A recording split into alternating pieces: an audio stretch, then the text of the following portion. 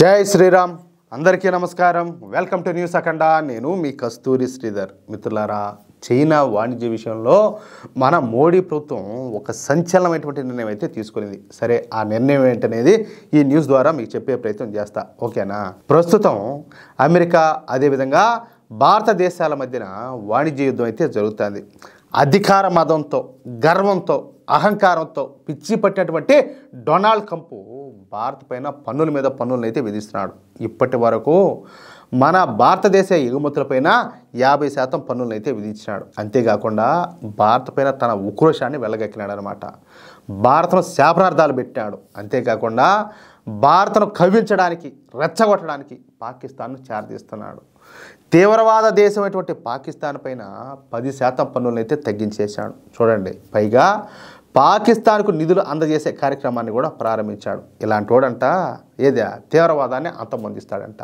తీవ్రవాదాన్ని అంతమొందించేవాడు పాకిస్తాన్ సంఖ్యలు ఎందుకు నాపుతా ఉన్నట్టు మీకు అర్థమవుతుందా?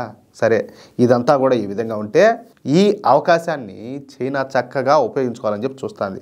శత్రువుకు శత్రువు మిత్రుడు అన్న చందంలో చైనాకు శత్రు దేశమైనటువంటి అమెరికాకు వ్యతిరేకంగా మారుతున్నటువంటి భారత్తో సన్నిహిత సంబంధాలను ఏర్పరచుకోవాలని చెప్పేసి చైనా ఒక అద్భుతమైన ఆలోచనతో ముందుకు వచ్చింది. చూడండి, ఆల్రెడీ అమెరికాకు చైనాకు పడదు ఇప్పుడు భారత్ కూడా ఏం చేస్తుంది? అమెరికాతో యుద్ధం చేస్తుంది. అవునా కాదా? యుద్ధం అంటే ఏది కొట్టుకునేది కాల్చుకునేది కాదు, వాణిజ్య యుద్ధం అనమాట. అలాంటప్పుడు భారత్ను మనం దగ్గర తీసుకోవాలా అని చెప్పి ఆ ఆలోచనతో చైనా అయితే మూవ్ అవుతుంది. భారత్తో సరిహద్దు సమస్యలు పరిష్కరించుకోవడానికి అంగీకరించింది అనమాట. పైగా ఒక కమిటీని కూడా నియమించింది. అలాగే భారతదేశానికి రసాయన ఎరువులను, డ్రిల్లింగ్ మిషన్లను, అత్యంత విలువైనటువంటి రేర్ ఎర్త్ మినరల్స్ను కూడా డిస్కౌంట్లో అందించడానికి కూడా చైనా ఒప్పుకునింది. చూడండి, అసలు వీటన్నిటిని కూడా పూర్తిగా ఆపేసినది. అలాంటిది ఇప్పుడు అందించడమే కాదు, డిస్కౌంట్లో అందించడానికి కూడా ముందుకు వచ్చింది. అది మార్పు అంటే. అలాగే భారత్ పైన పన్నులు విధించినందుకు మొదటిసారి చైనా మన భారత్కు మద్దతుగా అమెరికా పైన విరుచుకుపడింది అనమాట.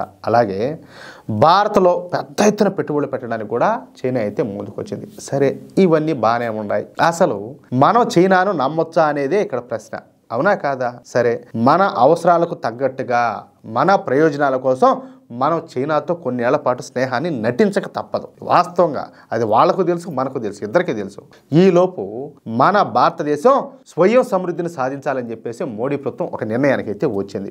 చైనాకు మనకు దాదాపుగా $100 బిలియన్ వాణిజ్య లోటు అయితే ఉండాలి. అంటే మన భారతదేశం చైనాకు ఎగుమతి చేస్తున్నటువంటి ఉత్పత్తుల కంటే భారత్కు చైనా నుంచి వస్తున్నటువంటి దిగుమతుల విలువే ఎక్కువగా ఉండాలి. దీని విలువ మన దేశ కరెన్సీలో 8.6 లక్షల కోట్లుగా ఉండాలి.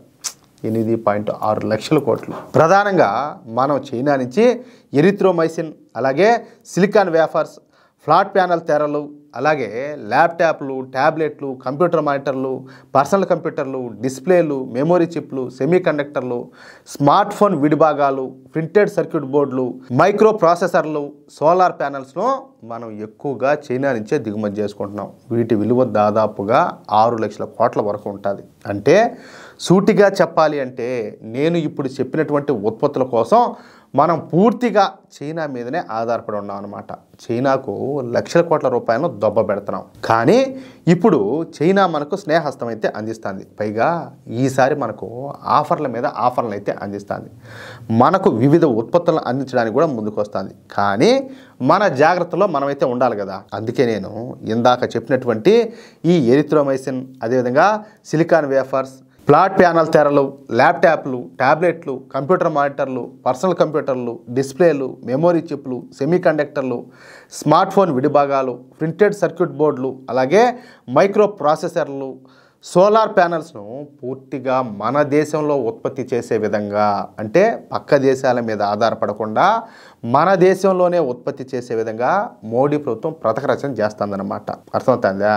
ప్లాన్ చూడండి. ఒక పక్క చైనాతో స్నేహపూర్వక సంబంధాలను కొనసాగిస్తూనే అత్యంత విలువైనటువంటి ఈ ఉత్పత్తులను ఇక మీదట భారత్లోనే తయారు చేయించాలని చెప్పేసి మోడీ ప్రభుత్వం స్థిర నిశ్చయానికి అయితే వచ్చింది. ఇందుకోసం ఇప్పటికే 72,000 కోట్ల రూపాయలతో ప్రత్యేక పథకాలను మోడీ ప్రభుత్వం అయితే ఏర్పాటు చేసింది.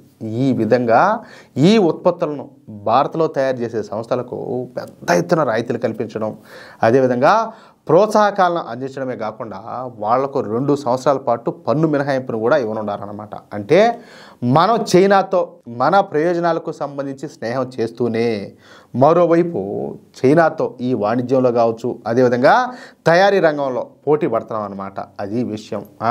అంటే ఇప్పుడు ప్రస్తుతానికి మనకి ఏం అవసరమో దానికి అవసరాన్ని బట్టి చూస్తూ ఉంటారు.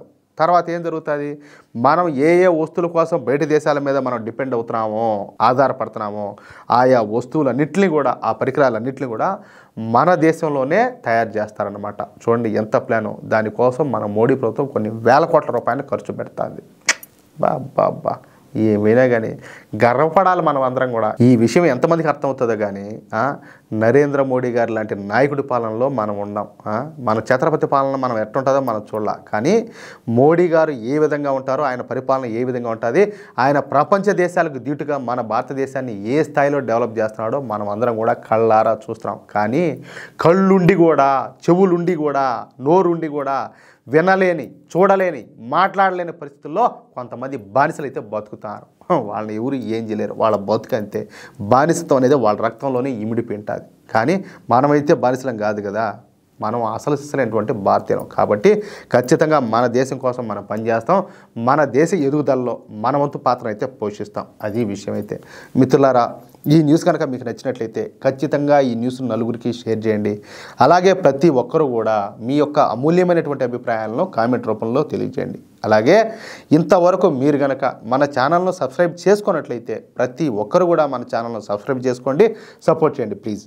జై శ్రీరామ్, జై హింద్.